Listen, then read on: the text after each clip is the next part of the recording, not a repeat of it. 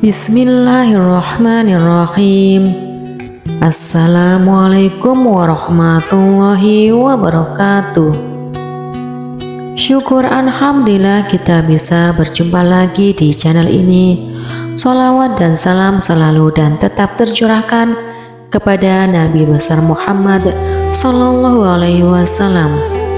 Allahumma sholli ala Sayyidina Muhammad wa ala ali Sayyidina Muhammad. Semoga saudaraku semuanya selalu diberikan kesehatan, dilapangkan rezekinya, dan diampuni dosa-dosanya. Amin, amin ya robbal alamin. Wahai sahabatku yang dirahmati Allah, berzina tidak hanya dilarang oleh agama saja. Pemerintah juga melarang umat manusia untuk melakukan perzinahan. Berzina merupakan salah satu perbuatan yang sangat dilarang. Zina adalah dosa yang sangat besar dan dianggap sangat keji. Bahkan Allah Subhanahu wa Ta'ala pernah berfirman, "Dan janganlah kamu mendekati zina, karena sesungguhnya zina itu adalah faizah atau perbuatan yang keji, dan seburuk-buruknya jalan yang ditempuh oleh seseorang." Quran Surat Al-Isra ayat yang ke-32. Bisa dijelaskan bahwa berzina memang sangat dimurkai oleh Allah Subhanahu wa Ta'ala, karena memang jika dikaji tidak ada dampak baik dari melakukan perbuatan maksiat ini. Jika nikmatnya hanya sesaat, maka dampak buruknya akan dirasakan lebih lama lagi, bahkan sampai seumur hidup. Mengenai perbuatan zina di zaman Rasulullah SAW, ada kisah yang mengatakan bahwa ada seorang pemuda yang mendatangi Nabi Muhammad SAW dan berkata agar diizinkan untuk melakukan zina.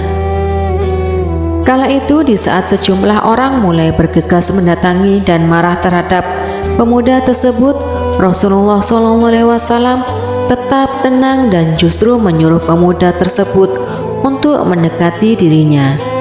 Kisah ini terdapat dalam hadis Abu Umamah bercerita, suatu hari ada seorang pemuda yang mendatangi Nabi SAW dan berkata, "Wahai Rasulullah, izinkan aku untuk berzina."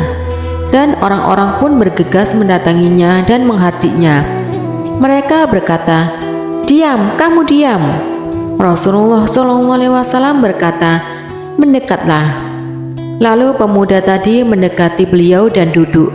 Hadis riwayat Ahmad tak langsung menghakimi pemuda tersebut.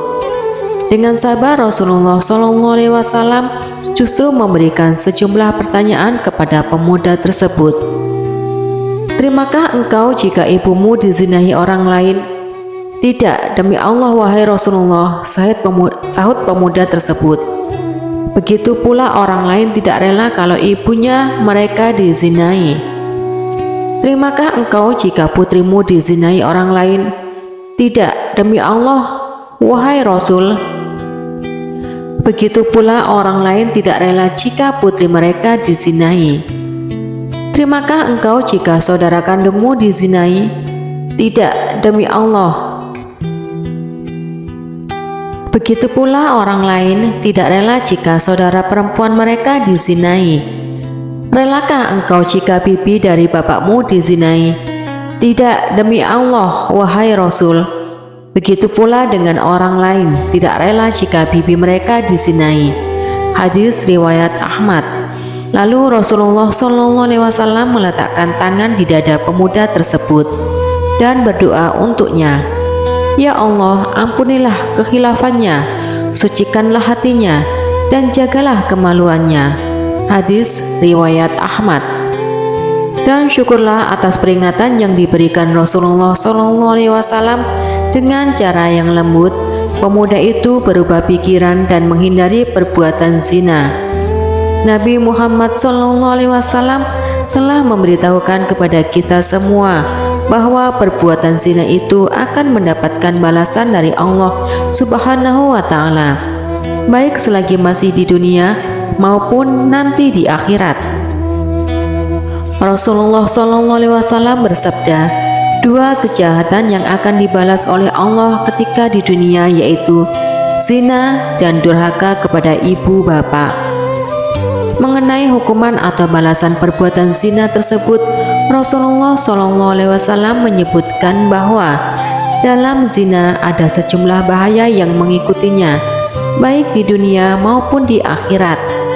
Misalnya, jika di dunia, orang tersebut akan mengalami seperti cahaya akan hilang dari wajah orang yang berbuat zina.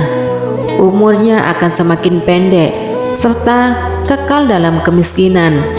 Sedangkan jika di akhirat, tentu murka Allah menanti menghisapnya, serta mendapatkan siksaan di neraka. Na'udzubillahi min dzalik. Wahai sahabatku yang dirahmati Allah Subhanahu wa Ta'ala, semoga cerita ini dapat bermanfaat untuk kita semua. Dan apa pendapat kalian mengenai cerita di atas? Silahkan komen di bawah. Baiklah, itu saja yang bisa saya bagikan di video ini. Semoga bermanfaat. Terima kasih sudah menonton sampai selesai. Akhirul kalam, wassalamualaikum warahmatullahi wabarakatuh.